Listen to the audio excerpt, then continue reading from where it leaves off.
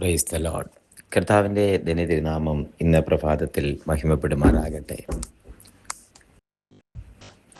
ഈ വചന സന്ദേശത്തിനായി കാതോർക്കുന്ന എല്ലാവരെയും സർവശക്തനായ ദൈവം ഈ പ്രഭാതത്തിൽ ആയുസ്സോടെ ആരോഗ്യത്തോടെ ശേഷിപ്പിക്കുകയും ഈ വചന സന്ദേശം കേൾക്കുവാൻ തക്കവണ്ണം ദൈവം ബലം നൽകി, കേൾവിശക്തി നൽകി, അത് വിചിന്തനം ചെയ്യുവാൻ ഉള്ള ജ്ഞാനവും ബുദ്ധിയും നൽകി അതനുസരിച്ച് നടക്കുവാൻ, ആ വചനം ഹൃദയത്തിനകത്തെടുക്കുവാൻ ബലവും ശക്തിയും നൽകി, എല്ലാ അനുഗ്രഹങ്ങളും നന്മകളും നൽകി തന്ന് നമുക്ക് ഈ ഭൂമിയിൽ വേണ്ട എല്ലാ കൃപകളും നൽകി തന്ന് ശ്വസിക്കാൻ വായുവും, ഭക്ഷിപ്പാൻ ആഹാരവും, ധരിപ്പാൻ വസ്ത്രവും, കുടിപ്പാൻ വെള്ളവും, ആവശ്യങ്ങളെല്ലാം നൽകി തന്ന് നമ്മളെ നടത്തുന്ന സർവശക്തനായ സർവകൃപാലുവായ ദൈവനാമത്തിന് എല്ലാ മാനവും മഹത്വവും അർപ്പിച്ചുകൊണ്ട് ഇന്നത്തെ വേദവചന ധ്യാനത്തിലേക്ക് പ്രാർത്ഥനയോടെ നമുക്ക് ആരംഭിക്കുവാൻ തക്കവണ്ണം യോബിൻ്റെ പുസ്തകം 10-ാമത്തെ അധ്യായം അതിൻ്റെ 12-ാമത്തെ വാക്യം വായിച്ചു കേൾപ്പിക്കുന്നു. Job chapter 10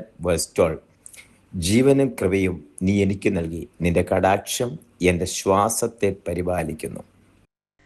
Thou hast granted me life and favor, and thy visitation hath preserved my spirit. നിന്റെ കടാക്ഷം എൻ്റെ ശ്വാസത്തെ പരിപാലിക്കുന്നു. അനുഗ്രഹിക്കപ്പെട്ട വചനത്തിനായ സ്തോത്രം. ഇത് യോബ് എന്ന് പറയുമ്പോൾ തന്നെ നമുക്കറിയാം ഈ പുസ്തകത്തിൻ്റെ പ്രാധാന്യവും ഇതിൻ്റെ വാല്യൂ അറിയാം. പരീക്ഷയിൽ കൂടെ കടന്നുപോയ ഒരു മനുഷ്യൻ, ദൈവം സാക്ഷ്യം പറഞ്ഞ മനുഷ്യൻ. ഊസ് ദേശത്ത് യോബ് എന്ന പേരുള്ള ഒരു മനുഷ്യനുണ്ടായിരുന്നു. അവൻ നിഷ്കളങ്കൻ, നേരുള്ളവൻ, ദോഷം വിട്ടകലുന്നവൻ, യഹോവഭക്തൻ എന്ന് ദൈവം സാക്ഷ്യം പറഞ്ഞിട്ടുള്ള ഒരുവൻ ഭൂമിയിലെ മനുഷ്യർക്കോ പിശാചിനോ എതിരഭിപ്രായമില്ലാതെ ആ സാക്ഷ്യം അതുപോലെ പരിപാലിച്ച ഒരുവൻ. ദൈവത്തിൻ്റെ മുമ്പിൽ ദൂതന്മാർ നിൽക്കാൻ ചെല്ലുമ്പോൾ പിശാചി നിൽക്കുകയാണ്. സാധാരണ ചോദിച്ചു, നീ എവിടെ നിന്ന് വരുന്നു? ഭൂമിയിലൊക്കെയും ഊടാടി സഞ്ചരിച്ചിട്ട് വരുന്നു. ഇവിടെ ആദ്യം ഒരു പോയിന്റ്, എൻ്റെ ദാസനായ യോബിൻ്റെ മേൽ നീ ദൃഷ്ടി വെച്ചുവോ? നിഷ്കളങ്കനും നേരുള്ളവനും ദോഷം വിട്ടകലുന്ന യഹോവഭക്തനുമായ യോബിൻ്റെ മേൽ നീ ദൃഷ്ടി വെച്ചുവോ? മറുപടി ഉടനെ വന്നു, എനിക്കൊക്കത്തില്ല, കാരണം നീ അവന് ചുറ്റും വേലി കെട്ടി സംരക്ഷിച്ചിരിക്കുകയാണല്ലോ, അവനും അവനുള്ളതിന് ചുറ്റും.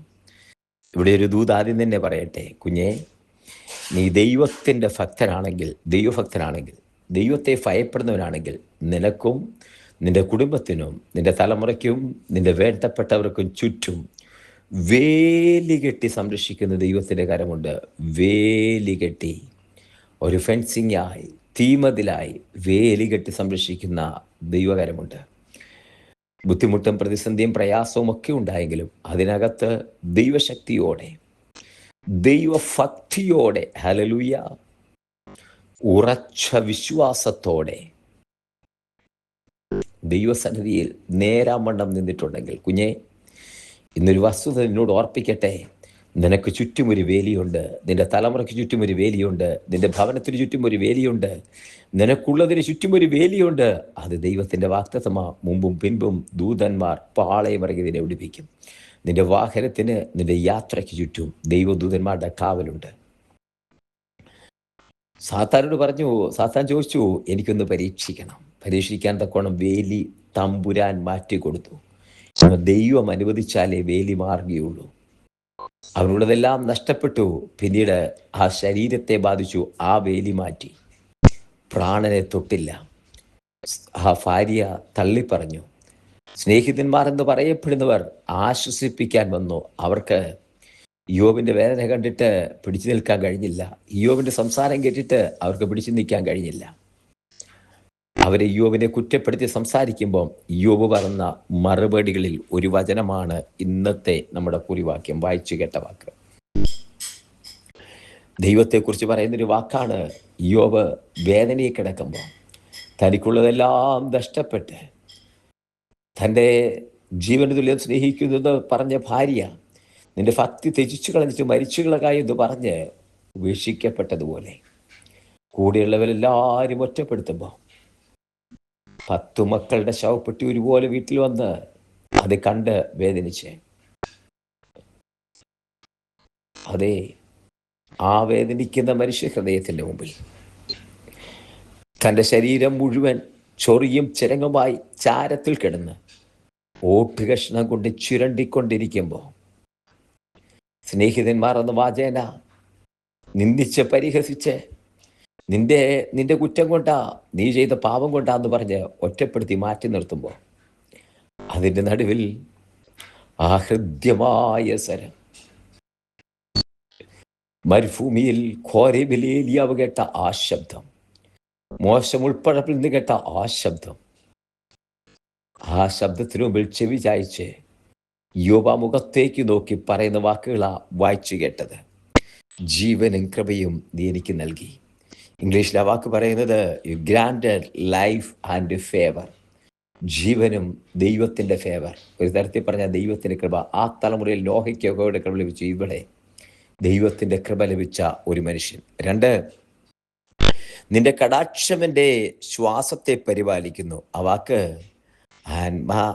thy visitation hath preserved my spirit. നിന്റെ ഒരു നോട്ടം മതി എൻ്റെ ലൈഫ്, എൻ്റെ ജീവൻ എന്നാണ് എഴുതിയിരിക്കുന്നത്. എൻ്റെ ശ്വാസത്തെ എന്നാണ് ഇരിക്കുന്നത് ഇംഗ്ലീഷിൽ, സ്പിരിറ്റ് എന്ന എൻ്റെ ആത്മാവിനെ സംരക്ഷിക്കാൻ. ദൈവമേ, അങ്ങയുടെ ഒരു നോട്ടം മതി. അഗ്നി ജ്വാലയ്ക്കൊത്തുള്ള കണ്ണുള്ളവനൊരു നോട്ടം മതി നമ്മളെ സംരക്ഷിക്കപ്പെടുത്തുവാൻ. കണ്ണൊന്ന് നമ്മളെ നോക്കിയാൽ മതി നമ്മളെ സംരക്ഷപ്പെടുത്തുവാൻ.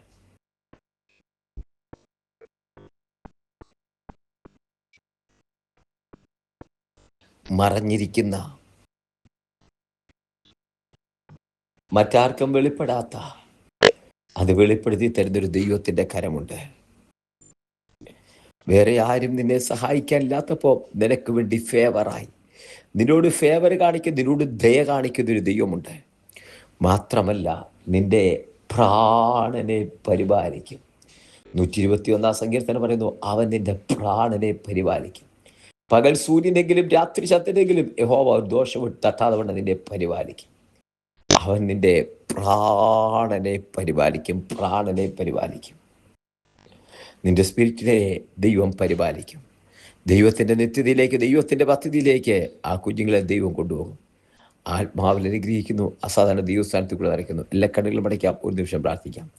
സ്വർഗീയ പിതാവേ, ഞങ്ങൾ ഒരുമിച്ച് പാദപീഠത്തിലേക്ക് അടുത്ത് വരുന്നു. ജനത്തെ അനുഗ്രഹിച്ച് പ്രാർത്ഥിക്കുന്നു. അസാധാരണ സാന്നിധ്യം കൂടെ നിറയ്ക്കുന്നതിനായി സ്തോത്രം. അങ്ങയുടെ നാമത്തെ അനുഗ്രഹിച്ച് പ്രാർത്ഥിക്കുന്നു.